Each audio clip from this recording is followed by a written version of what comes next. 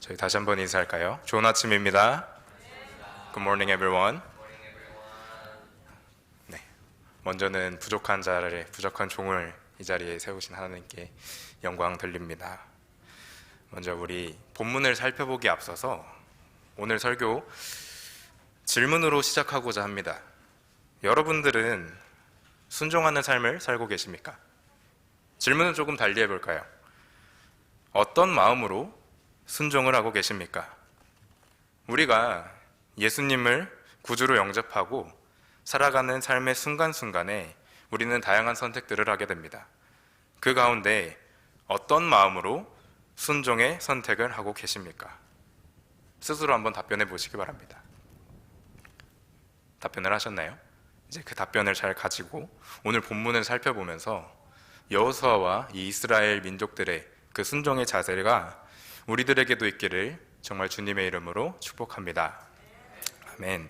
먼저 오늘 본문에 이스라엘과 여호수아의 상황 이전에 어떤 일이 있었나, 여리고까지 오기까지 이 이스라엘 민족에게 어떤 일이 있었나 빠르게 한번 살펴보도록 하겠습니다. 이 여호수아서는 대족장이었던 모세와 출애굽 시대의 이스라엘 민족들이 다 죽고 난 이후에, 물론 여호수아와 갈렙은 예외입니다. 다 죽고 난 이후에 이 이야기가 시작되게 됩니다. 여호수아서 1장 내내 하나님은 여호수아를 향해 권면하십니다. 내가 너와 함께할 것이다. 두려워하지 말라. 모세에게 함께한 것 같이 내가 너와 함께하리라 라고 말이죠. 이후에 하나님께서는 여호수아를 세우시고 그를 이스라엘의 새로운 지도자로 세우십니다. 또 이스라엘은 그를 새로운 지도자로 맞이합니다. 본격적인 하나님의 약속의 땅 가나안으로의 여정이 시작되는 것입니다. 이후에 2장부터 5장 또 6장까지의 내용은 굉장히 빠른 템포로 진행이 됩니다. 이스라엘 자손들이 여리고를 정탐하고 요단을 건너서 오늘 본문의 무대가 되는 여리고성 문 앞에 이른 상태인 것입니다. 그런데 이제 여리고성을 문 앞에 두고 이제 정복하기 위해서 들어가 싸우기만 하면 될 것 같은 이 상황에 하나님은 이스라엘에게 이렇게 명령하십니다. 여호수아서 6장 3절로 5절 말씀입니다. 함께 읽겠습니다. 너희는 모든 군사는 그 성을 둘러 성 주위를 매일 한 번씩 돌되 엿새 동안을 그리하라. 제사장 7은 7 양각 나팔을 잡고 언약궤 앞에서 나아갈 것이요 7째 날에는 그 성을 7번 돌며 그 제사장들은 나팔을 불 것이며 제사장들이 양각 나팔을 길게 불어 그 나팔 소리가 너희에게 들릴 때에는 백성은 다 큰 소리로 외쳐 부를 것이라. 그리하면 그 성벽이 무너져 내리리니 백성은 각기 앞으로 올라갈지니라 하시매. 아멘. 이 전쟁을 해서 나가서 싸우기만 할 것만 같은 이 상황에 하나님이 이스라엘에게 요구한 것이 너희는 이제 내 이름을 가지고 들어가서 싸우라 라고 명령하신 것이 아니라 한편으로는 사람의 머리로는 이해할 수 없는 순종을 요구하고 계신 겁니다. 너희는 가서 그 성을 돌아라. 이 순종의 요구에 한편으로는 이 이스라엘 자손들이 어이가 없지 않았을까요? 그도 그럴 게 이미 하나님께서는 이 요단을 건넌 이스라엘 자손들에게 이해할 수 없는 순종을 먼저 한번 지시하셨기 때문입니다. 이전 장인 5장 2절로 3절의 말씀입니다. 함께 보겠습니다. 그때에 여호와께서 여호수아에게 이르시되 너는 부싯돌로 칼을 만들어 이스라엘 자손들에게 다시 할례를 행하라 하시매 여호수아가 부싯돌로 칼을 만들어 할례산에서 이스라엘 자손들에게 할례를 행하니라. 아멘. 하나님께서 이 여리고성 전투를 앞둔 이스라엘에게 할례할 것을 명하십니다. 그런데 이 위치가 이후에 길갈이라 불리우게 되는 곳인데 여리고로부터 2마일밖에 떨어지지 않은 곳이었습니다. 2마일이면 한 3km 정도 되겠죠? 이 정도면 평야라고 쳤을 때 이스라엘 자손들이 여리고성을 직접 눈으로 볼 수 있는 거리였을 것입니다. 그 말인즉슨 여리고인들 또한 이스라엘 사람들을 눈으로 볼 수 있을 거리였던 것이죠. 근데 우리 자매분들은 아실지 모르겠는데 할례를 받은 남자는 정말 2주, 길게는 3주까지 정말 아무것도 못합니다. 움직이는 것도 불편하고 그 회복되기까지 정말 아무것도 못하는 상태가 됩니다. 그때에 여리고성 사람들이 이 이스라엘 사람들을 보고 와서 치면 그대로 패배할 수밖에 없던 상황에 하나님이 할례를 요구하셨던 것입니다. 이해하기 힘든 상황이었을 것입니다. 군사적으로나 이성적으로나 말이 안 되는 상황이었던 거예요. 그럼에도 불구하고 여호수아와 이 이스라엘 민족들은 그 말씀에 순종하였기에 5장 9절과 같이 하나님이 그들을 평가하십니다. 그들에게 이야기하십니다. 함께 볼까요? 5장 9절의 말씀입니다. 함께 읽겠습니다. 여호와께서 여호수아에게 이르시되 내가 오늘 애굽의 수치를 너희에게 떠나가게 하였다 하셨으므로 그곳의 이름을 오늘까지 길갈이라 하느니라. 아멘.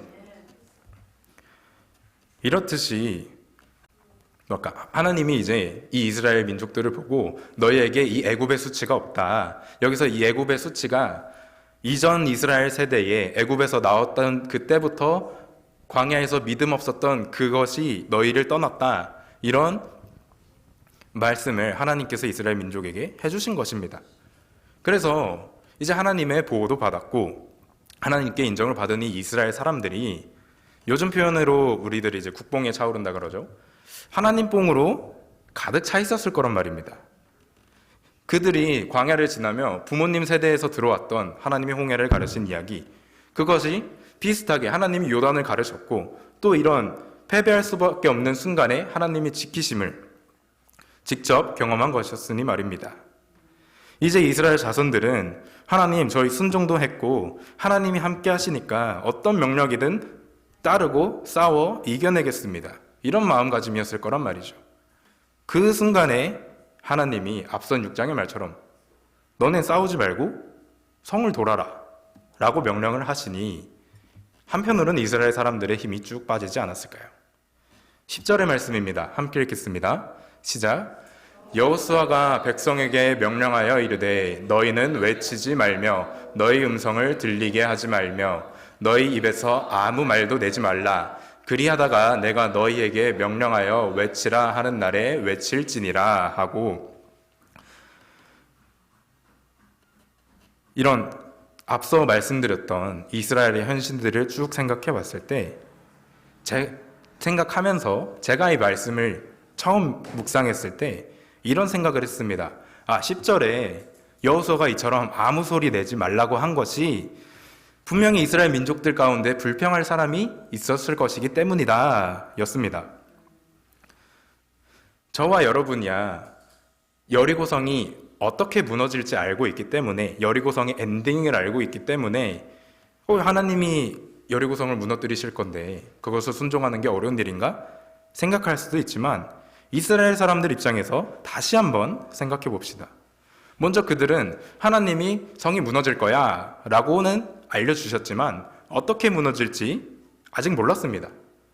또한 이스라엘의 지역이 사막이잖아요. 날이 더웠을 거예요. 그리고 조사를 해보니까 여리고성의 둘레가 600m에서 1km 정도, 마일로는 0.75마일 정도 되는 둘레였다고 합니다. 사막의 날씨니까 한 바퀴를 돌면서 또 6바퀴를 돌면서 덥지 않았을까요?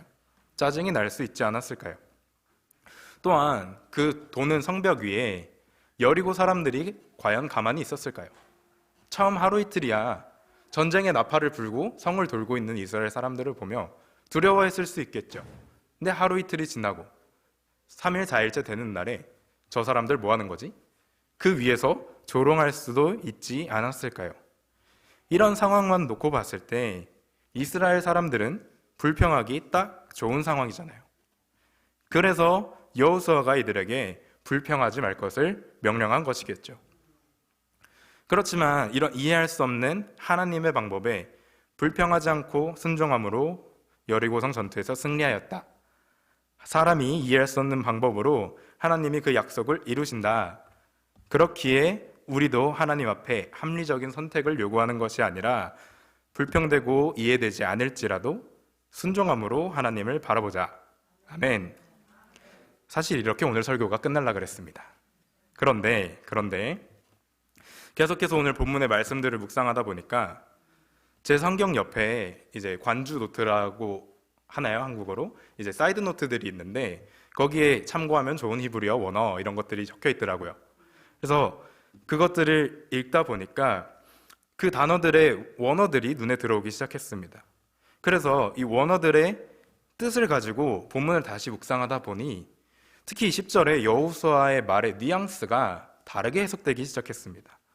먼저 10절에 음성을 들리게 하지 말라에서 그 음성을 들리게 하지라는 히브리어의 원어가 테메시우라는 단어인데, 제가 아직 히브리어 타이핑을 할 줄 몰라서 PPT 팀에는 드리지 못했는데, 테메시우라는 단어인데 그 뜻이 들뜬 마음에 왁자지껄하게 떠드는 소리라는 것이 눈에 들어왔습니다.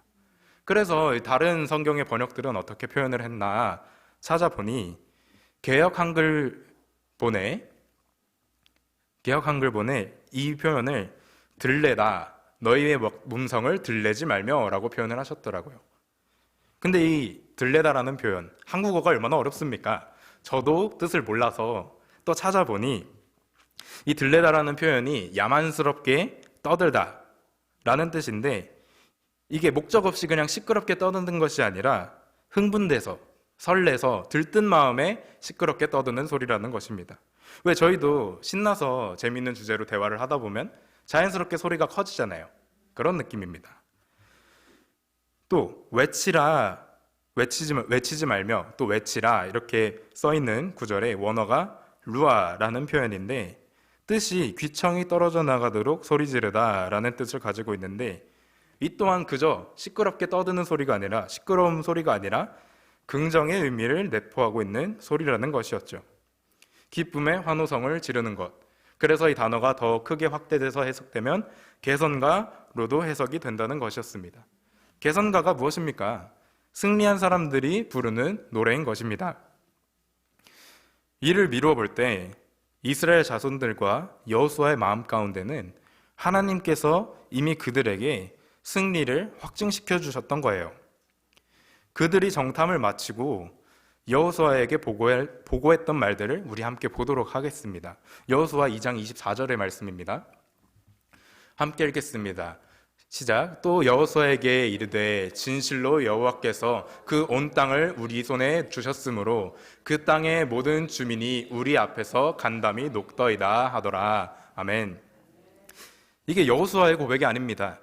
정탐을 나갔던 이스라엘 민족들의 고백입니다.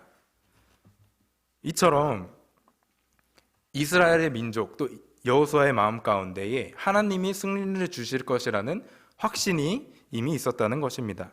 그래서 이 본문 10절에 여호수아의 말의 뉘앙스가 너희는 이해되지 않는 이 상황 가운데서도 불평하지 말고 하나님이 이루실 그때를 바라봐라 라는 뉘앙스에서 더 확대돼서 나도 그렇고 너희들도 그렇고 우리는 이미 승리한 걸 알고 너무 기뻐하고 싶지만 승리를 이루실 하나님의 그때를 기다리자.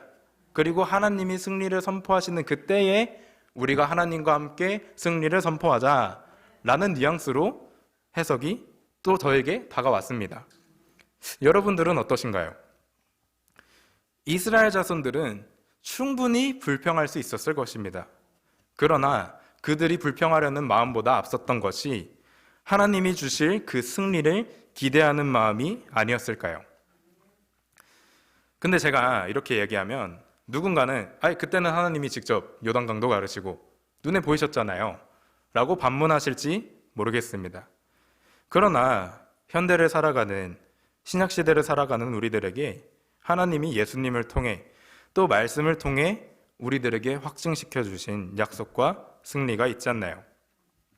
말씀에 나타나신 언약을 이루실 하나님을 기대하는 마음이 우리들 가운데 있지 않습니까?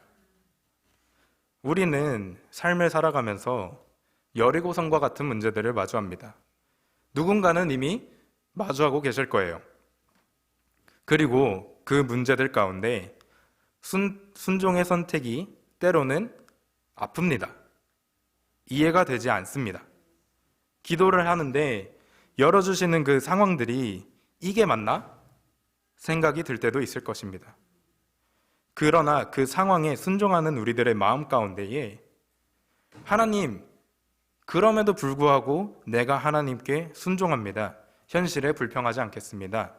이것을 더 넘어선 우리들의 마음 가운데에 하나님, 이 상황을 통해 이루실 하나님의 승리를 기대합니다 라고 고백할 수 있는 저와 여러분들이 되길 정말 주님의 이름으로 간절히 축복합니다.